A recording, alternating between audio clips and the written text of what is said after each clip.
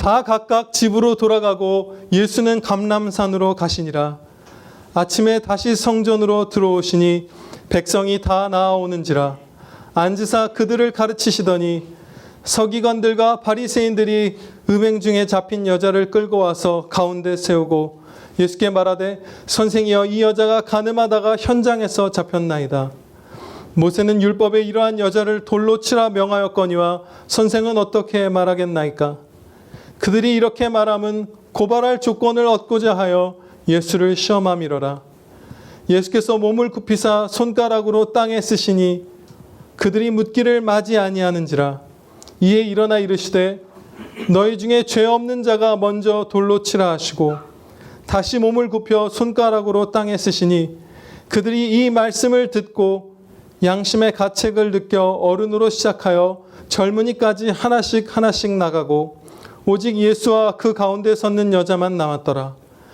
예수께서 일어나사 여자 외에 아무도 없는 것을 보시고 이르시되 여자여 너를 고발하던 그들이 어디 있느냐? 너를 정죄한 자가 없느냐? 대답하되 주여 없나이다. 예수께서 이르시되 나도 너를 정죄하지 아니하노니 가서 다시는 죄를 범하지 말라 하시니라. 아멘. 본문 말씀 요한복음 7장 53절로부터 8장 11절 말씀, 속히 회개하여 십자가 은혜를 입으라 는 제목으로 선포하도록 하겠습니다. 예수님께서는 아침에 성전에서 이제 가르치시기 시작하셨어요. 생명의 말씀을 선포하심으로써 사람들을 구원해 주시려고 했던 것이죠. 감사하게도 많은 사람들이 아침 일찍 성전으로 나와서 예수님의 말씀을 듣고 있었습니다. 그런데 그때 이스라엘의 종교 지도자, 종교적으로 영향력이 많은 사람들이라고 할 수 있죠. 서기관과 바리새인들이 음행한 현장에서 잡힌 어떤 한 여인을 데리고 예수님 앞에 나온 거예요. 그래서 이제 어떤 질문을 던진 것이죠. 이 여인을 율법에서는, 모세의 율법에서는 돌로 치라 명하였는데 선생님께서는 어떻게 하시겠습니까? 이렇게 물어본 것이에요. 근데 이들은 아주 간악한 의도를 갖고 있었습니다. 분명히 예수님을 고발할 거리를 찾고자 함정을 팠다고 말씀에서 가르쳐주고 계시죠. 그리고 이들의 그 말에서도 참 그 간교함을 맛볼 수 있어요. 평소에는 예수님을 너라고 그냥 부르던 사람들이거든요. 갈릴리에서 온 네가 뭐냐 이런 식으로 말하던 사람이 여기서 함정을 싹 파놓고 그 교묘한 질문을 던질 때는 선생이여 선생이여 하고 있는 것을 볼 수 있어요. 그렇게 이제 질문을 던졌는데요. 이것은 사람이었다면 성령님의 물론 도우심 가운데 있었으면 피했겠죠. 근데 그냥 사람으로서는 도저히 피할 수 없을 정도의 겹겹의 덫이었습니다. 여기서 예수님께서 이 피하신 것만 아니라 은혜와 진리를 이 고발자들, 이 서기관과 바리새인은 물론이거니와 음행한 여인에게까지 다 베풀어 주신 것을 보면 이 말씀은 참으로 예수님의 지혜로 충만한 말씀이구나. 이것을 우리가 목격하게 돼요. 아, 사람이 생각해낼 수 있는 그런 얘기가 아니구나로 점점 이어져 갑니다. 이 악한 고발자들이 팠던 함정은 크게 4가지 위험이 있었다고 볼 수 있을 것 같습니다. 첫째로, 만약에 예수님께서 현재 사형을 집행할 권위는 로마 법정에 있으니 그리로 데려가라 라고 말씀하셨다면, 원래 이 당시 로마는 이스라엘을 통치할 때 다른 많은 자치권을 주었지만 생사에 관한 문제는 로마 사람들 본인들이 갖고 있었거든요. 그러면 로마 법정에 가라 했으면 식민 통치로 이스라엘을 다스리고 있는 로마의 편을 들었다 이런 식으로 하면서 이스라엘 백성들에게 굉장히 분노를 사게 만들었을 거예요. 그것으로 이 사람들이 막 공격했을 거예요. 저 예수라는 사람은 로마의 앞잡이다. 이런 소리를 들으셨겠죠. 율법에 관한 문제도 로마에 넘기려 하는 자다. 이렇게. 둘째로, 행음한 현장에서 잡힌 여인을 율법을 따라서 너희가 사형을 집행하라. 물론 지금 이 상황은 정식 유대인의 재판도 아니죠. 그러니까 정식 재판을 물론 치러야 되겠죠. 근데 아무튼 유대인의 그 율법을 따라서 돌로 치라 명하셨으면 이들은 곧바로 로마에 달려가서 예수님을 고발했을 것입니다. 이 사람이 반역을 꾀하는 자입니다. 실제로 그렇게 해서 본디오 빌라도에게 의해서 사형 선고를 받아서 예수님께서 십자가에 달리셨죠. 이 사람은 로마의 질서를 깨뜨리려는 자입니다 라면서 다른 방식으로 예수님의 이 구원 사역을 회방할 수 있었어요. 그리고 셋째로 로마 법정에서든 이스라엘 법정에서든 이 여인을 사형시키지 말아라 라고 말씀하셨다면 당신은 죄와 타협하고 공의를 버리고 율법을 훼손시키는 자다 이렇게 말할 수 있었습니다. 그리고 마지막으로 네 번째로 답변하지 않고 도망치셨다면 아주 비겁한 자라고 이들이 조롱했을 것이에요. 그러니까 사실은 어떻게 반응할 길이 없는 것이에요. 아주 이 사람들은 정말 이제는 예수를 잡았다 이렇게 생각했을 거예요. 이 서기관과 바리새인들은. 그런데 앞서 말씀드린 바대로 예수님께서는 완벽하게 벗어나시는 것은 물론이거니와 이 여인과 이 고발자들 모두에게 은혜를 막 쏟아주셨어요. 그래서 제가 오늘 주님께서 은혜를 주셔서 이 영광을, 이 무한한 은혜와 진리의 영광을, 이 하나님의 높으신 진리를 바르게 선포할 수 있게 그 지혜를 나타낼 수 있게 이제 기도드리면서 왔는데 정말 그랬으면 좋겠습니다. 이 말씀을 읽고 묵상하다가 정말 너무 놀라서 오 주여 이러면서 이 말씀을 읽었어요. 그런데 저만 그런 게 아니더라고요. 무슨 아서핑크라든지 이런 분들, 우리의 신실한 선배님들이 이 말씀을 읽으면서 주님의 신성을 너무나 밝게 목격하고 그 영광을 밝게 목격하고 이렇게 경배드렸던 기록들을 볼 수 있었어요. 여러분들도 주님의 영광 여기서 목격하시기를 축원합니다. 주여. 이 간교한 질문을 받고서 예수님께서 먼저 보이신 반응은 몸을 굽히셔서 땅에 무언가를 쓰신 것이었어요. 근데 이 내용이 무엇이었는지는 성경에서 가르쳐 주시지 않습니다. 이것을 알 필요가 없었던 것이에요. 이 상태로 기록된 것, 무언가를 적은 것, 그 사실까지만 아는 것이 우리에게 제일 유익하기 때문에 이렇게 기록해 주신 것이에요. 예를 들어서 어떤 신학자들은 추측이죠. 추측인데 이 고발자들의 이름을 땅에다 적으셨을 것이다 이렇게 추측하게 돼요. 근데 나름대로 성경의 어떤 말씀을 붙들고서 이럴 수 있겠다라고 가정하는 것이에요. 그 말씀은 예레미야 17장 13절 말씀입니다. 예레미야 17장 13절 말씀을 보면 하나님의 생명책이 아니라 흙의 이름이 기록된 자가 멸망하는 자다 이러면서 그 상징적인 표현으로 흙의 이름이 기록되었다 이렇게 말씀을 해요. 무릇 여호와를 떠나는 자는 흙에 기록이 되오리니 이는 생수의 근원이신 여호와를 버림이니이다. 만약에 이 추측이 맞고 예수님께서 이 함정을 판 사람들의 이름을 땅에다 한 명씩 적기 시작하셨다고 가정해 볼게요. 우리는 전혀 알 수 없어요. 그래서 그 내용을 기록해 주신 거예요. 여기 있었던 고발자들, 서기관들과 바리새인들의 이름을 한 명씩 만약에 이 요한복음 본문 말씀에 적어 주셨던 것이에요. 그러면 어떤 일이 있을 수 있을까? 저는 그런 생각 두 가지가 일단 들더라고요. 하나는 한 사람 한 사람 그 사람들의 악한 자들의 불의한 자들의 이름이 기록됨으로써 이것이 모든 사람, 모든 인류, 모든 성도에게 적용되는 말씀이라는 것에서 조금 의미를 우리가 착각할 수 있겠다 생각이 들어요. 나와 관계없는 말씀, 나에게는 이런 죄가 없는 것처럼 이 이름이 기록된 이 구체적인 사람들에게만 해당되는 가르침처럼 여길 수 있지 않을까 싶기도 하고요. 또 한 가지 든 생각은 이것은 우리 눈으로 볼 수 있는 행동인데 예수님께서 행하신 게 근데 사람의 사망과 구원, 생명을 가르는 그런 행위잖아요. 만약에 이게 멸망할 자들의 이름을 땅에 쓰신 거였으면 그러면 이것은 부패한 로마 카톨릭이나 부패한 여러 교회들에서 굉장히 목회자들이 이단적인 용도로 사용했을 거예요. 미신적인 용도로.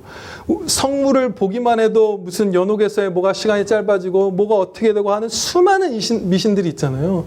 그런데 이 살고 죽는 문제에 대한 것, 이것에 대한 이 행위, 우리의 눈으로 보이는 이 쉬운 행위, 이것이 만약에 주님께서 진짜로 행하셨고 그것을 기록하셨었더라면 그것을 흉내내면서 아주 사악한 의도로 성도들을 겁박하는 데 썼을 거예요. 내가 너의 이름을 여기다 적겠다. 이런 거, 그거보다 더 미신스럽고 더 흉악한 일들도 많이 해왔잖아요. 타락한 교회가.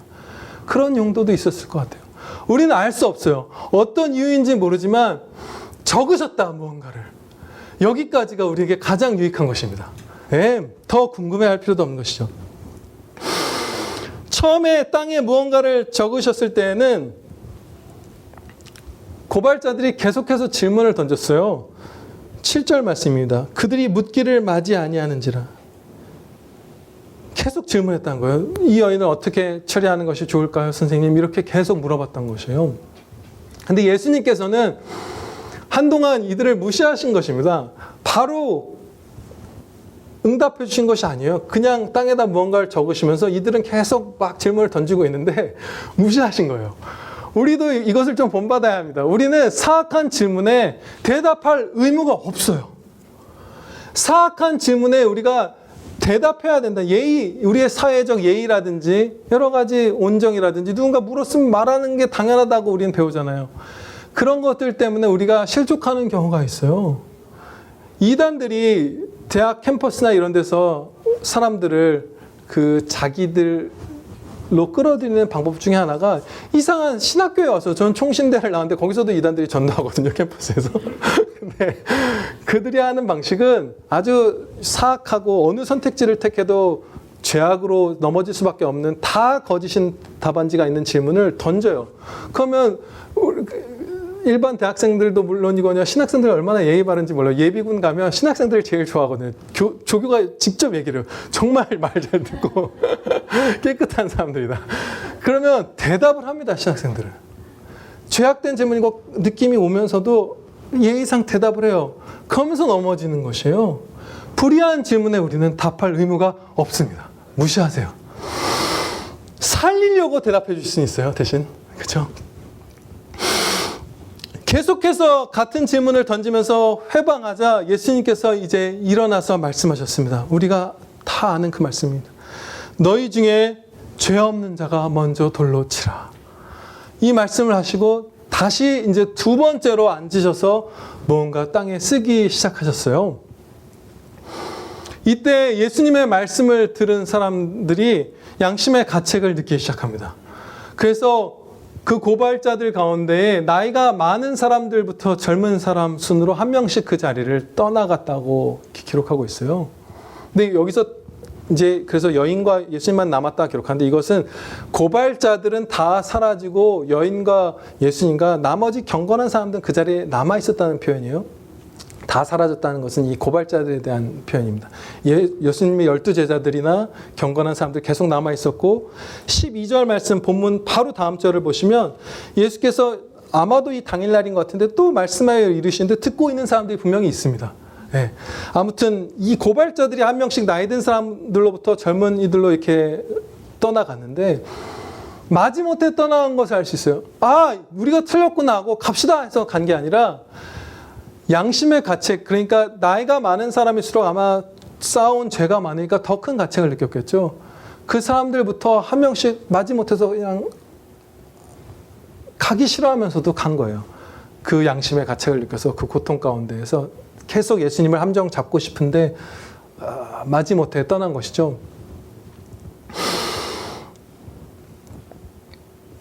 그런데 음행하는 현장에서 잡힌 여인, 어떻게 보면 제일 수치스럽고 제일 빨리 그 자리를 떠서 도망쳐야 할 것 같은 이 여인은 남아 있었습니다. 이 여인도 그 자리에서 피할 이유가 충분했어요. 그 자리에 만약에 한두 명이라도 고발자들이 다시 오면 이 여인은 율법대로 처벌을 받아야 했습니다. 이 여인은 너무나 지금 최신으로 가장 빠른 시간에 지금 큰 죄를 저지른 그 당사자였잖아요. 그런데 안 떠났어요.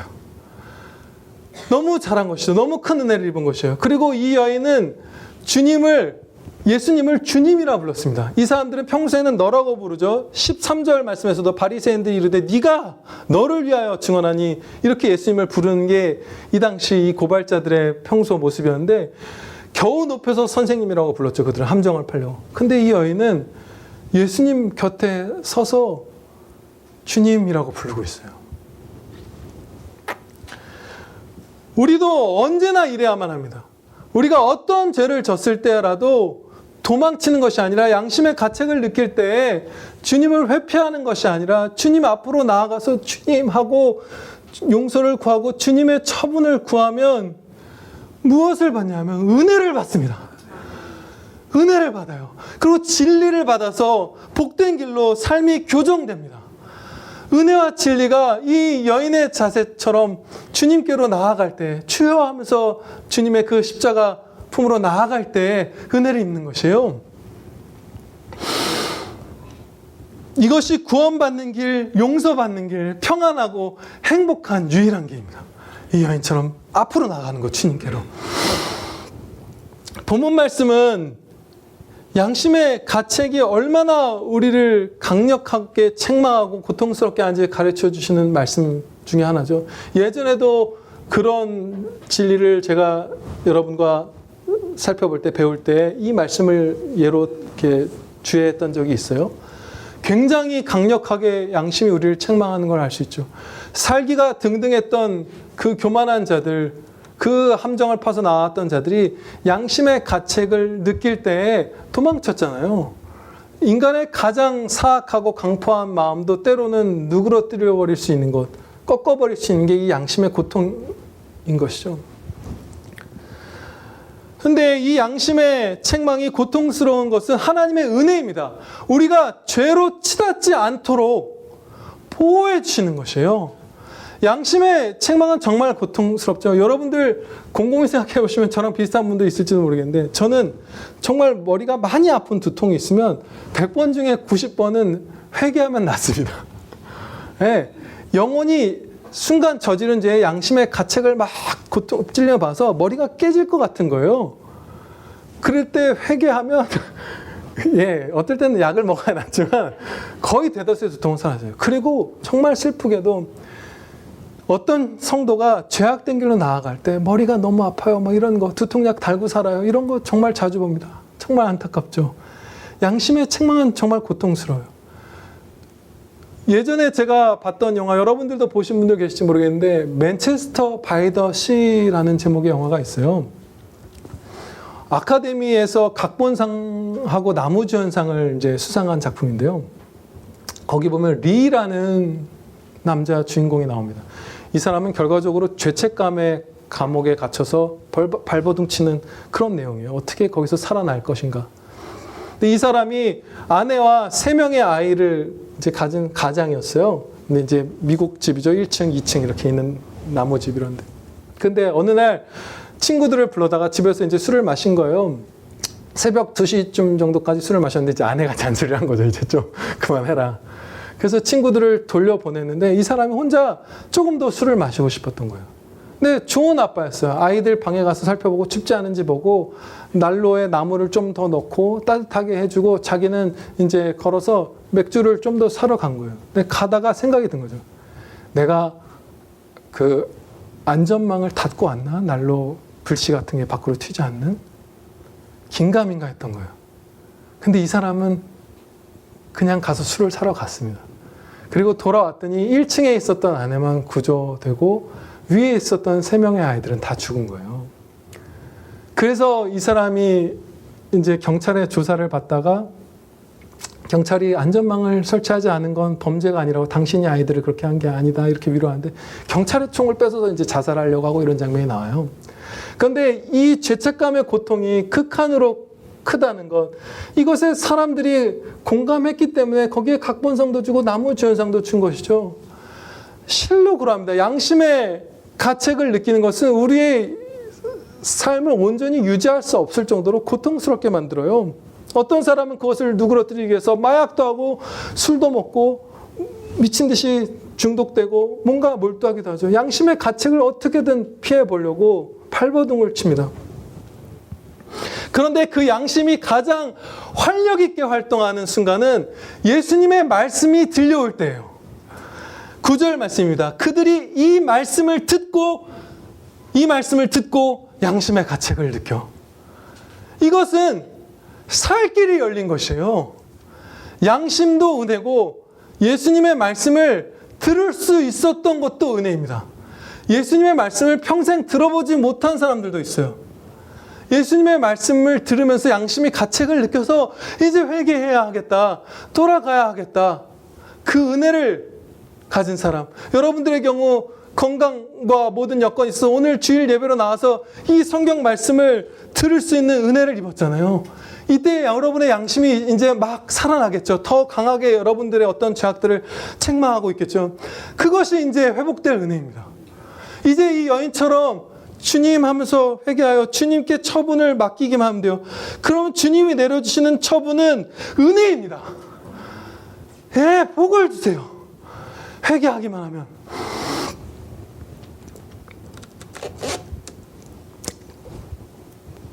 그런데 이 양심을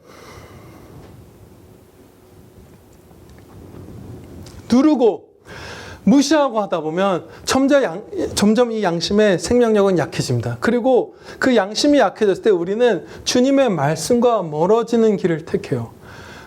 지난주에 살펴본 바대로 그 왜곡되어서 우리의 죄책감을 느끼게 하지 않는 그 진리를 왜곡한 설교들을 찾아서 듣게 된다든지, 예배를 드리지 않게 된다든지, 여러 식으로 해서 결국은 양심이 무너지면 주님의 말씀으로부터 스스로 도망치게 되고, 그러면 그 사람의 삶은 참 성도라 할지라도 정말로 그 모든 관계와 삶의 기회들을 허비함과 막 여러 면에 있어서 아주 스스로를 파괴하는 길로 들어가는 것을 우리가 목격하게 됩니다.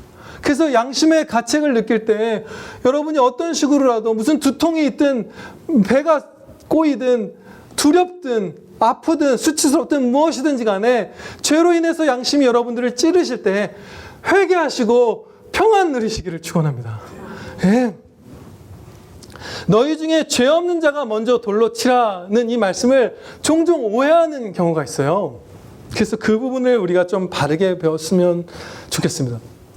이것은 공적인 법 집행에 적용하라고 주신 말씀이 아닙니다. 예수님께서는 지금 법정 한가운데에 서서 그 판사를 보면서 그렇게 말씀하신 것이 아니에요. 어떻게 보면 이 당시 서기관들과 바리새인들, 이 사람들은 바리새인 중에 물론 이런 권한을 가진 사람이 있었을 수 있죠. 서기관 중에. 그렇지만 아마 이 서기관과 바리새인들은 이렇게 여인을 마음대로 이렇게 재판하고 막 할 이런 권한이 없는 자였을 가능성이 거의 이렇게 끌고 다닐 수 있는. 아무튼 여기는 법정이 아니었죠. 이들은 예수님께 함정을 이렇게 파서 예수님을 방해하려고 이 여인을 그냥 수단으로 끌고 온 것이었을 뿐이에요. 그러니까 너희 중에 죄 없는 자가 돌로 먼저 치라 해서 직분상 어떤 형벌을 내려야만 하는 사람도 있죠. 판사, 무슨 검사, 무슨 목사와 장로가 교회에서 치리를 집행할 때, 이럴 때 이런 직분상 무언가 이런 법 집행을 해야 되는 사람들이 자신에게 죄가 있다는 것을 자각하면 그 법을 따라서 나라의 법, 교회는 성경을 따라서 그 법 집행을 하는 것을 하지 말아야 된다라고 가르쳐 주신 말씀이 결코 아닙니다. 그런 말씀이 결코 아니에요. 오히려 이 말씀은 갈라디아서 6장 1절 말씀의 가르침과 거의 동일한 것입니다. 형제들아, 사람이 만일 무슨 범죄한 일이 드러나거든 신령한 너희는 온유한 심령으로 그러한 자를 바로잡고 너 자신을 살펴보아 너도 시험을 받을까 두려워하라. 네 눈에 있는 들보 그 큰 기둥을 빼고 그 다음에 형제의 눈에 있는 티끌을 빼는 걸 사랑으로 도와야 돼 라고 하신 말씀과 괴를 같이 하는 말씀이에요. 그 법적인 직분의 수행을 막으시는 말씀이 아니라 서기관들과 바리새인들에게는 이 여인에 대한 안타까움이 전혀 없었죠. 또 음란한 자기 자신들의 죄를 보며 예수님의 말씀을 들은 다음엔 그것을 찔러 했지만 사실은 전혀 자기를 돌아보지 않은 상태로 이 자리에 나왔어요. 이들도 간음하고 이들도 행음했던 자들이잖아요. 그래서 도망쳤잖아요, 결국. 그렇지만 그것을 살펴보지 않고 나왔죠. 두려워하는 마음도 없었고 그야말로 사랑 없고 교만한 마음, 그것을 갖고 있었는데 예수님께서 그것을 찌르셨던 것이죠. 예수님의 말씀으로 양심을 살아나게 하셔서. 본문 말씀에는 제가 설교 처음 부분에 말씀드렸던 바대로 사람의 어떤 지혜나 능력을 완전히 넘어서는 예수님의 진리가 담겨 있어요. 무한한 진리를 여기서 목격하게 돼요. 그 영광을. 정의와 자비가 완전하게 조화를 이룹니다. 누군가를 자비롭게 대하기 위해서 정의를 훼손시키시잖아요. 그리고 정의를 완전하게 수행하시지만 자비를 결코 완전한 그 무한 자비를 내려놓으시지도 않습니다. 자비는 베푸시는데 정의도 수행하고 있어요. 누군가를 사면하기 위해서 뭐 자비를 베푼다고 사면함으로써 법 질서를 훼손하고 이런 것도 우리가 보죠. 그런 게 전혀 없어요. 이 말씀을 계속 살펴보면. 그리고 죄와 한 점도 타협하지 않으면서 완전히 구원에까지 데려가시는 은혜가 주어집니다. 죄는 죄대로 완전히 정죄하고 그 죄값을 치르면서 동시에 은혜를 베푸시는 거예요. 야, 죄 없는 걸로 해라고 하고 봐주는 게 아니라 죄가 있다라고 선언하시고 은혜는 은혜대로 베푸세요. 또 율법을 훼손시키지 않으면서 그 진리와 사랑으로 역사하시는, 율법을 나는 폐하러 온 것이 아니라 완성하러 왔다 예수님께서 선언하셨잖아요. 그 선포를 이제 성취하시는 것을 여기서 보게 됩니다. 예수님께서는 이 행음한 여인이 죄가 없다고 하시지 않으셨어요. 야, 그런 거 별 죄 아니야, 이렇게 우리는 그렇게 말하죠. 막 네가 하는 거 죄가 아니야 이렇게 속일 때가 너무나 많잖아요. 스스로 몸을 판 여인들에게 가서 그거 너 죄 아니고 너 피해자라고 말하는 그런 세상이 돼버렸잖아요. 자기가 스스로 가서 성매매를 한 여인이 되는데 너는 피해자일 뿐이야, 죄가 없어라고 말하는 이런 세상을 우리는 살고 있죠. 근데 예수님께서는 이렇게 말씀하셨습니다. 가서 다시는 죄를 범하지 말라. 예, 이 남아있는 경건한 모든 사람들, 그 고발자를 제외한 모든 사람들 앞에서 이 여인은 죄를 범했다라는 것을 공공적으로 선포하신 거예요. 공적으로. 이제 죄를 범하지 말라. 넌 죄를 범했다. 죄다. 그것은 선언하신 것이에요. 그리고 그 고발자들의 죄도 드러내시면서 그들이 양심의 가책을 느껴서 도망가게 하셨죠. 그러니까 율법을 훼손하고 약화시킨 게 아니라 율법을 아주 그 은혜로 강하게 적용시키셨습니다. 율법의 아주 중대한 기능은 우리가 죄책감을 느끼고 우리 스스로는 살 소망 없는 죄인임을 깨닫고 주님께로 돌아오는 거잖아요. 근데 이 율법의 기능이 제대로 발휘되고 있지 않을 만큼 양심에 화인 맞았던 이 서기관과 바리새인들에게 예수님께서 은혜로 그들에게조차 죄 없는 자 먼저 돌로 치라 하고 땅에 쓰시는 그 은혜를 베푸셔서 율법이 훨씬 더 강하게 그들에게 적용되어서 양심의 가책을 느끼고, 이들 중에도 아마 구원받은 자들이 있을 거예요. 이들 중에도 내가 구원받을 길 없는 스스로는 멸망할 죄인이구나 이날 깨닫고서 주님께로 돌아온 자들이 아마 있을 가능성이 커요. 그렇죠? 그 은혜를, 율법을 오히려 은혜로 강하게 해주신 것이에요. 이 여인은 율법대로라면 사형을 받는 것이 맞습니다. 뭐 구체적으로는 돌로 치는 것이 아니라 다른 방식을 어떤 특정한 간음에서는 취해야 되고 뭐 이런 것들을 우리가 좀 구약의 율법을 살펴봐야 될 수 있지만, 결혼한 남자나 결혼한 여자가 이렇게 음행할 경우 이 구약 이스라엘의 법으로는 사형에 처하는 것이 맞아요. 그런데 이 여인은 사형을 당하지 않았죠. 그러면 어느 문화권, 어느 종교에서든지 간에 이런 간통, 간음 이런 것들은 죄로 여기잖아요. 우리나라도 형사로는 이제 그런 거 안 하죠. 한 5년 정도 됐나요? 근데 민사상으로는 아마 그게 효력이 있는 걸로 아는데, 어느 문화, 어느 종교에서도 이것은 죄라고 말하는, 인류 공통 내재된 그 양심이 죄라고 아우성치는 바로 그 죄죠. 근데 지금 이 여인이 처벌을 안 받는 거예요. 아무런 사형은커녕 아무런 처벌도 이 여인이 받지 않고 있습니다. 그러면 공의가 훼손되거나 율법이 훼손되거나, 그렇죠? 그런 것일 수 있잖아요. 정의가 땅에 떨어진 것으로 여겨질 수 있는 것이네요. 근데 결코 그렇잖아요. 무슨 일을 예수님께서 여기서 하셨냐면, 이 여인에게 은혜를 주시면서 율법에서는 사형을 행할 때 이 사람이 죽을 죄가 있는 죄인이다라고 증언한 그 사람, 2사람 이상의 증인이 필요한데, 최소 그 증인이 가장 먼저 그 사람에게 돌을 던지라고 명하셨어요. 어떤 사람에 대해서 죽을 죄가 있다라고 증언한 다음에 뒤로 숨지 못하게 하신 거예요. 감히 위증하거나 감히 엄중한 책임의식 없이 사랑 없이 누군가를 정죄하고 죽을 죄 있다라고 증언하지 못하게 법을 만드셨던 것이에요. 그래서 예수님께서 너희 중에 죄 없는 자가 먼저 돌로 치라 하신 말씀에는 그 율법을 당연히 이 모든 유대인들이 알고 있던 그 율법을 염두에 두시고 하신 말씀이에요. 그런데 이 말씀을 듣고서 자기들의 죄도 목격하고 나도 이 똑같이 돌 맞아야 하는 죄라는 것을 느낀 이 고발자들이 다 도망가죠. 그래서 기소가 성립되지 않은 거예요. 증인이 없기 때문에 고발자가 아예 그 자리를 다 떠서 사라져버렸기 때문에 기소가 성립되지 않은 거예요.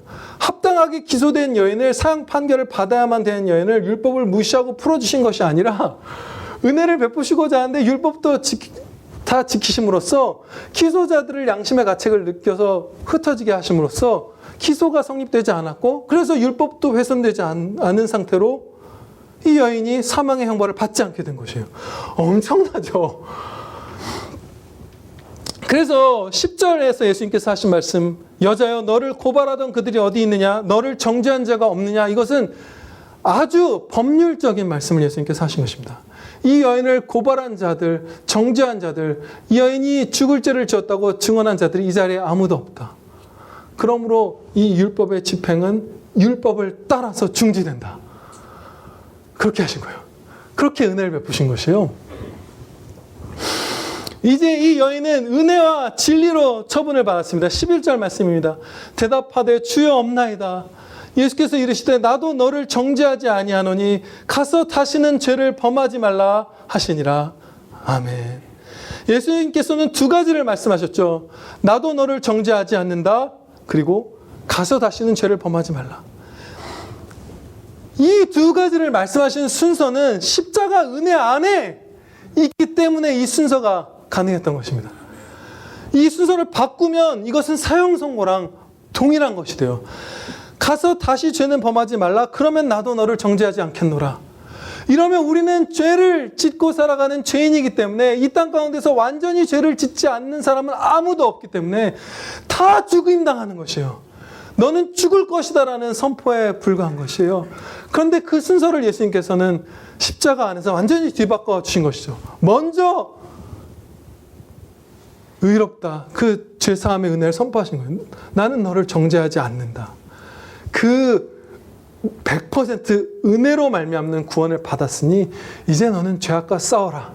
거룩한 삶, 나를 따르는 삶, 행복한 삶, 영광된 삶, 이제 살거라. 그렇게 지금 말씀해 주신 것이에요. 조건이 아니에요. 네가 죄악을 하나도 범치 않으면 다시는 죄를 범하지 않으면 구원해 주리라가 아니에요. 구원해 주었으니 이제 모든 죄와 싸우는 삶을 살거라. 이렇게 말씀해 주신 것이에요.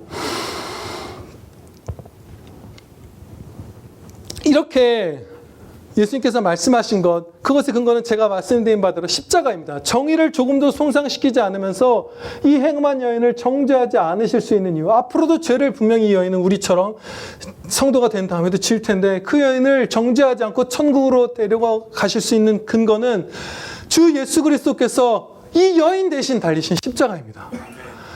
두 가지 큰 근거를 들 수 있어요. 예수 그리스도께서 십자가에 달려서 죽으심으로 그 여인의 죄를 다 사하신 것, 죄값을 주님의 피로 다 치르신 것, 이것이고 또 한 가지는 이 본문 말씀의 사건의 이 순간에도 예수님께서는 종의 형체, 사람의 몸을 입고 하나님께 순종하고 계셨죠. 우리는 순종에 실패했어요. 이 여인도 순종에 실패했어요. 그런데 예수님께서는 참 하나님이시면서 참 사람으로 오셔서 완전한 순종을 해서 의를 성취하신 것입니다. 십자가에 죽는 그 최후의 순종까지 끝까지 순종만 하셔서 의를 성취하셨어요. 구원에 이룰 수 있는 의를. 그래서 그 의는 이 여인에게 또 우리에게 주시고 우리의 죄는 우리가 주님께 전가하여 주님께서 십자가 보혈로 값주고 그 죄값을 치러주신 것입니다. 그래서 이 말씀을 주실 수 있었던 것이요. 나도 너를 정죄하지 아니하노니 가서 다시는 죄를 범하지 말라. 십자가 은혜가 여기에 살아있는 것입니다. 이 본문 말씀을 따라서 우리는 어떻게 살아야 할까요? 본문 말씀을 두 가지로 우리의 삶에 적용하도록 하겠습니다. 첫째로, 죄를 범하면 즉시 회개하여서 십자가 사랑과 은혜로 우리를 맞아주신 주님께 돌아가야 합니다. 즉시 회개해서 십자가로 우리를 안아주시는 무한 사랑으로, 자기를 다 내어주시는 그 사랑으로 사랑하신 예수님께 빨리빨리 돌아가야 돼요. 노아도 술 취해서 범죄한 적이 있고, 다윗도 간음한 적이 있고, 사도 요한도 아주 강포하게 행했던 적이 있어요. 그런데 그분들은 아주 복된 삶을 살았던 대표적인 성도들이잖아요. 그럴 수 있었던 건 즉시 회개한 것이에요. 그 같은 죄를 또 짓고 또 짓는데 머물러 있지 않고 빨리 회개해서 돌이키고 그 생애에서 끊어내 버렸기 때문에 그분들의 삶이 하나님께 영광 돌리는 그 행복하고 의미 있는, 영원하게 의미 있는, 영원한 은혜 위에 은혜의 상을 받는 그런 삶이 될 수 있었던 것이에요. 우리의 삶은 순종하고 있을 때가 아니면 불순종하고 있는 이 시간은 빨리 우리가 소천해서 이 시간이 없었던 것만 못합니다. 우리에게는 계속해서 물론 회개하고 순종할 기회가 주어지죠. 그 모든 게 헛되다는 것이 아니에요. 근데 죄를 계속 범하면서 주님께 반역하고 있는 이 시간들은 차라리 이 시간이 없는 것이 나아요. 이 시간이 죽느니만 못한 것이에요. 하나님께 계속해서 죄를 범하는 것이기 때문에 그냥 먼저 천국 가서 더 이상 죄를 범하지 않는 것이 나은, 죽는 것보다 더 악한, 우리를 해롭게 하는, 하나님을 대적하는 그런 비참한 시간이 우리가 죄를 범하는 시간이잖아요. 그런 시간에서 우리가 빨리 벗어나야 하는 것이에요. 정말로 속히 벗어날수록 죄가 우리를 붙드는 그 힘은 빨리 약해집니다. 얼마나 우리가 많이 반복해서 죄를 범할 때 그것을 끊어내기가 얼마나 어렵던 거예요. 정말 너무나 어렵죠.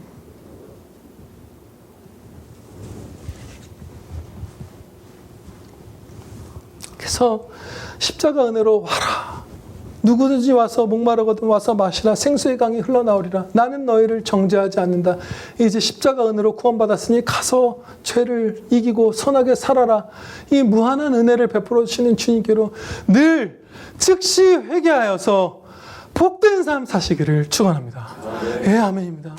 두 번째 마지막 적용은 이 크고 영광된 구원의 은혜를 찬양 드리는 것입니다.